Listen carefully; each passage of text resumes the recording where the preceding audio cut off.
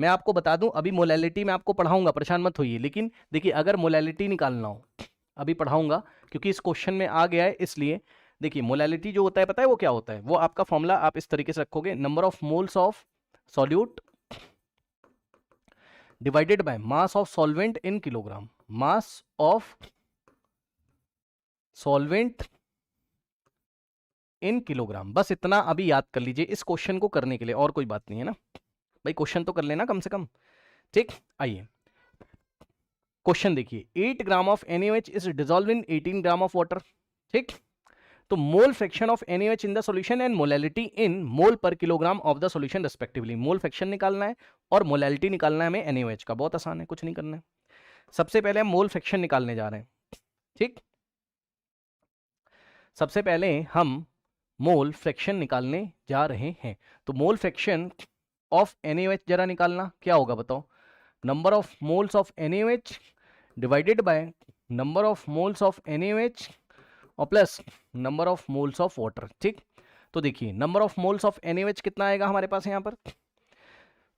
Number of moles of NaOH कैसे निकालोगे? Weight upon molecular weight. तो वेट कितना है? 8 ग्राम है। NaOH का वेट कितना है? 8 ग्राम ऑफ NaOH है, तो वेट कितना है NaOH का? 8 ग्राम, और मॉलिक्यूलर वेट कितना है NaOH का? 40।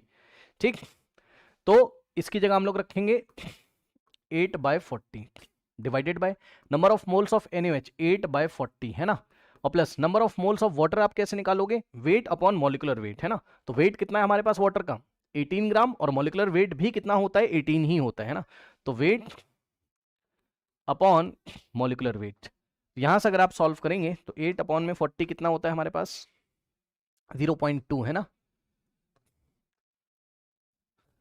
8 अपॉन 40 0.2, यहाँ पे 8 अपॉन 40 भी कितना हो जाएगा? 0.2, और प्लस 18 अपॉन 18 होगा 1, तो यहाँ से आ जाएगा 0.2 डिवाइडेड बाय 1 प्लस 0.2, तो 1.2, और अगर आप देखोगे पॉइंट से पॉइंट हमारा गया, तो यहाँ से आ जाएगा हमारे पास 2/12 यानी कि 1/6, और 1/6 का मतलब 2/12, ये आएगा 0.1666 कुछ ऐसा। तो this is approximately equal to 0.16। अब ये वाले 6 को राउंड ऑफ करेंगे तो यहाँ 7 हो जाएगा, 0.167 है ना। 0.167 हमारा हो गया कि मोल फ्रैक्शन है ना।